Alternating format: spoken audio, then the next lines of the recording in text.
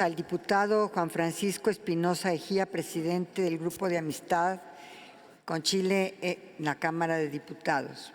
Bienvenido, diputado. Ahora tiene el uso de la palabra la senadora Yasna Proboste Campillay, presidenta de la Comisión de Educación del Senado de la República de Chile. Adelante, senadora, por favor.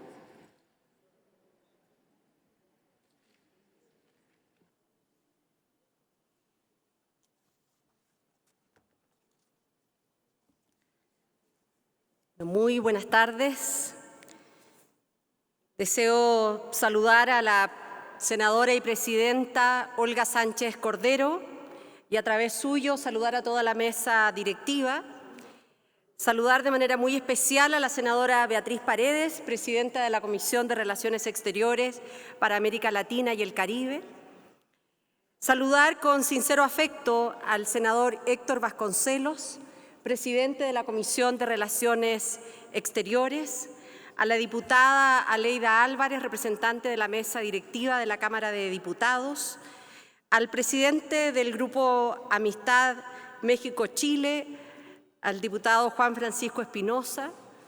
Saludar a través de Verónica Rocha, encargada de negocios de la Embajada de Chile, a todo el equipo de la Embajada que ha hecho posible este encuentro y también a todo el cuerpo diplomático que se encuentra presente en esta sesión solemne. A través de nuestra cónsul, si de Gabriela estamos hablando, el reconocimiento también para todo el cuerpo consular. Quiero saludar de manera muy especial a la secretaria de Cultura, Alejandra, muchísimas gracias por el esfuerzo y el compromiso con Gabriela, con la poesía, con la cultura, con la lengua, con nuestros pueblos. Quiero saludar a todas las y los senadores y a las y los diputados presentes también en este homenaje. Y permítanme saludar de manera muy especial también a Cris Naranjo, gobernadora regional de la región de Coquimbo, a su jefa del Departamento Social y de manera muy especial al director de la Escuela Museo Gabriela Mistral de Paihuano y a través suyo saludar también a las comunidades educativas que nos acompañan en el día de hoy.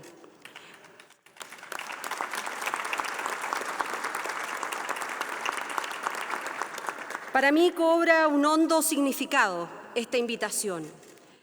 Es importante por el momento en que se cursa, también por la conmemoración que se justifica. Desde luego por Gabriela Mistral, la figura central de este reconocimiento y celebración. Y es importante por los dos pueblos que la evocan, nuestro México lindo y querido y Chile, nuestra tierra fértil, que dan cuenta de esta remembranza de los lazos históricos que nos predestinan a caminar juntos. Este es un momento crucial para Chile. Y lo es para mí como senadora de la República. Lo ha sido en el ejercicio de mi cargo como presidenta de la Cámara Alta, lo fue también como candidata presidencial de nuestra coalición. Nuestro país está próximo a cerrar el proceso constituyente que se precipitó hace 1000 días, en octubre del año 2019. Abriendo con ello un cauce político e institucional inédito en nuestra historia. Por primera vez, una convención constituyente elegida por votación popular, con una composición paritaria, con participación proporcional de los pueblos originarios, con representación de los 28 distritos electorales en los que se divide territorialmente nuestro país, nos entrega al cabo de un año de deliberaciones y acuerdos una propuesta constitucional que estamos llamados a ratificar en las urnas el próximo 4 de septiembre. Ese día, más de 15 millones de ciudadanos y ciudadanas inscritas en los registros electorales vamos a concurrir a nuestros lugares de votación para decidir si aprobamos o rechazamos el texto propuesto. De ser aprobado, el texto entra a reemplazar a la actual Constitución originada en septiembre de 1980 bajo la dictadura civil-militar. De lo contrario, si se rechaza, Esta sin más continuará vigente, lo que entraña un contrasentido, porque 8 de cada 10 electores se pronunció por cambiarla a través de una constituyente elegida por votación universal, y actualmente no existe un mecanismo institucional que satisfaga dicha expectativa. Sin embargo, cualquiera sea el resultado, Chile habrá transitado hacia un nuevo nivel de madurez política. Tras los debates sostenidos, el siglo XX chileno habrá quedado definitivamente atrás.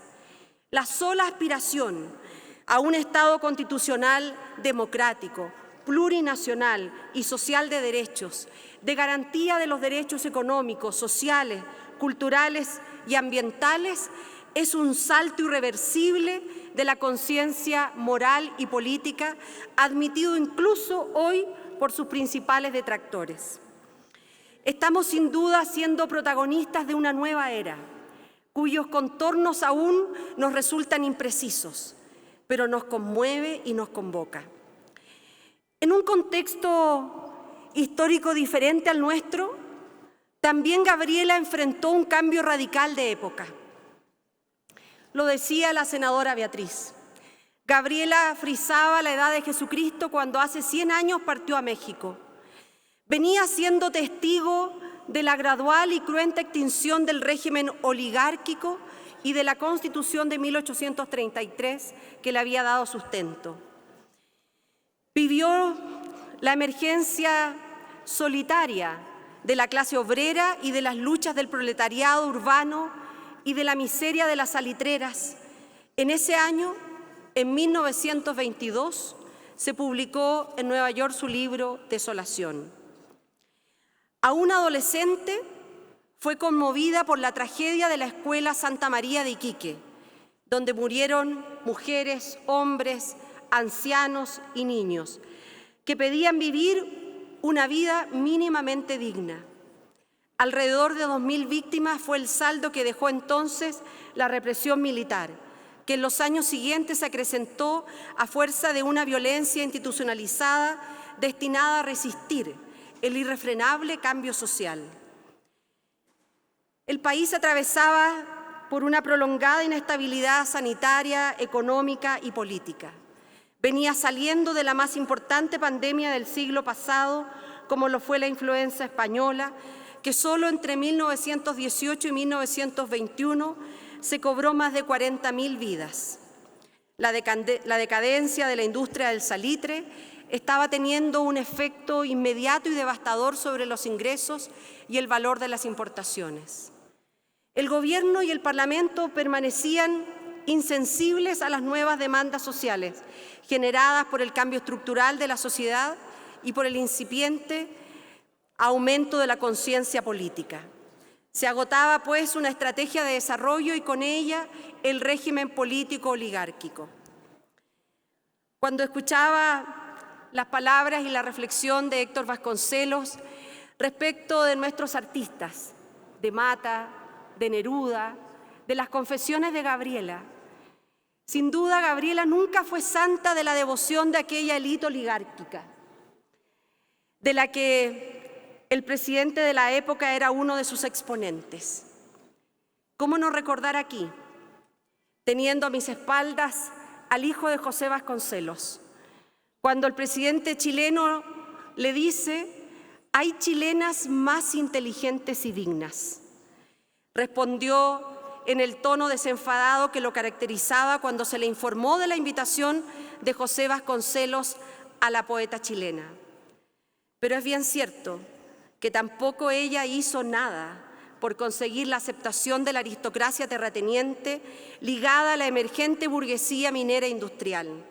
La respuesta de Vasconcelos es algo que aún resuena en nuestros corazones y en nuestras conciencias. Vasconcelos en un telegrama dice, tras conocer esta frase del presidente de la época: estoy segura que en México está lo mejor de Chile. Es algo que agradecemos.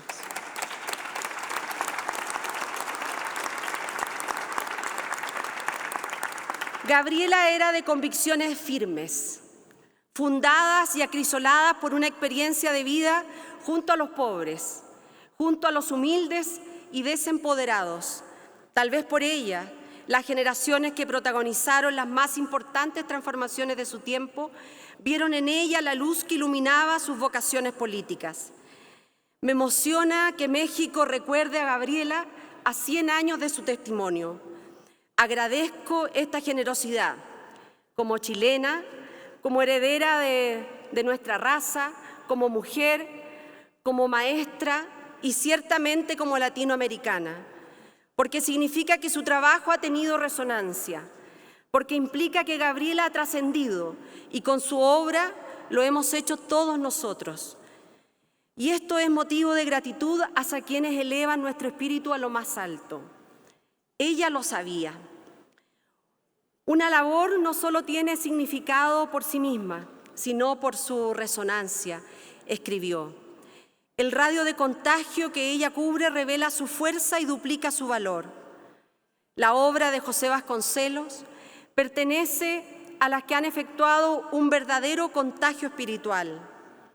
Fue una primera piedra que soportó las edificaciones levantadas durante décadas sobre ella y que capturaron el sentido asignado por cada una de las sucesivas generaciones, que a su vez cambiaron el sentido de nuestras propias interpretaciones acerca de la educación, del servicio público y de la belleza del lenguaje. Si la recordamos es porque en realidad es una presencia latente, comprensible por todos nosotros y por todas nosotras, contemporáneos de ambos pueblos. Por eso podemos desentrañar de las visiones de Gabriela y Vasconcelos esa esencia que todavía percibimos en nuestras conquistas presentes. Cuando Gabriela reflexionaba acerca de los congresos del niño patrocinados por el Universal y de la Junta Protectora de la Infancia, no existía aún la Declaración Universal de los Derechos Humanos. El Código de la Educación y la Carta de Derechos del Niño eran solo intuiciones. Sin embargo, en aquellas aspiraciones palpitaba el enfoque de derechos y la consagración constitucional de aquello. Habitaba en los tribunales para niños y en la reforma profunda de las llamadas casas correccionales. Residía en los relatos de niños, hechos por niños y por niñas, para ellos mismos especialmente ilustrados, y en el sueño de instalar 5.000 bibliotecas, una por cada escuela. Como feminista y sufragista que era, Gabriela destacaba la aparición en México de una nueva carrera para la mujer, la enfermera escolar, y literalmente se preguntaba, exitosa al conseguir esta meta: cuando el feminismo toma posesión de lo suyo, ¿quién puede disputársela? Pensemos en ese momento, eran inimaginables oficios como conductoras de trenes o maestra albañil de la construcción o de senadoras. No así el de visitadoras del hogar a cargo de la vigilancia del niño en la calle, en los jardines y en el propio hogar, y que además por su condición de mujer podía también aconsejar a las madres sin acceso a la educación y fomentar su asociación. Ellas abrieron para la siembra de otras mujeres el surco por el cual hoy transitamos. Ya hace un siglo se vislumbraba lo que la universalización de la educación y la cultura están consiguiendo, el tiempo en que prácticamente cesa la fatal brecha entre las clases intelectuales y las clases laborales. Gabriela fue feliz en México, una agradecida por su reconocimiento y hospitalidad.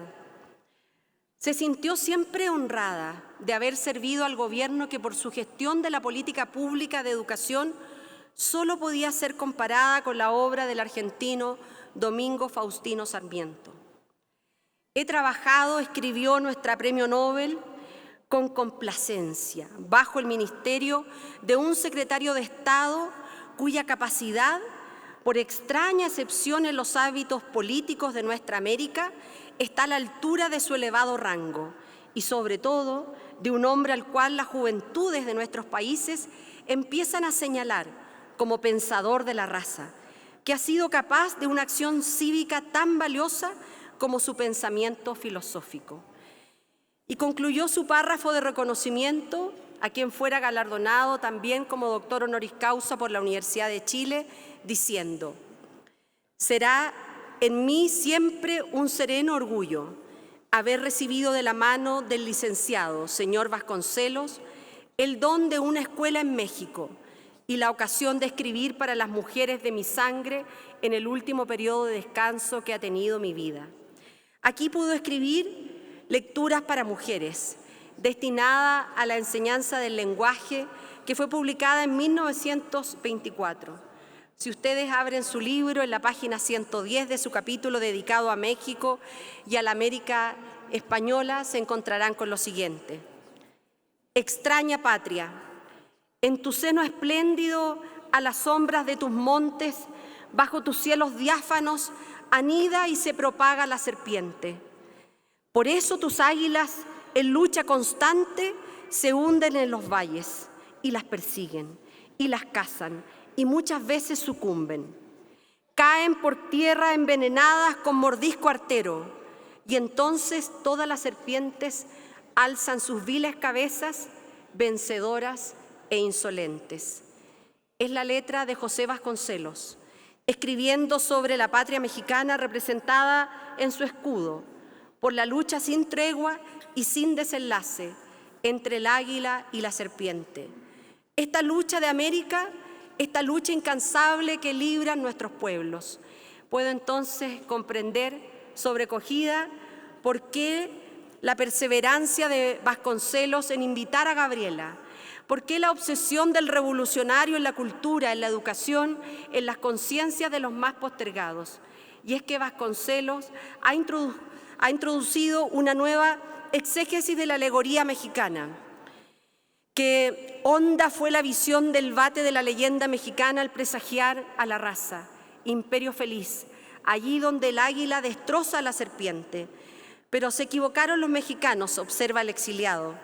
Se equivocaron también los hijos de la República buscando tierra de promisión por los valles y montes. El sitio de la leyenda ha de buscarse en las conciencias. Y solo tendremos patria y raza noble e imperio sobre una hermosa zona del mundo cuando en nuestras almas el águila destroce a la serpiente. México y Chile, unidos en los extremos de la bandera latinoamericana, de todas sus manos, de todas sus voces y de toda su sangre, están llamados a vencer a las serpientes del miedo, del terror y de las humillaciones.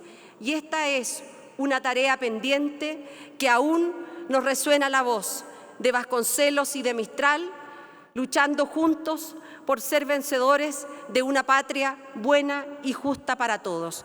Muchísimas gracias, mil veces gracias, en nombre de Gabriela. Muchas gracias.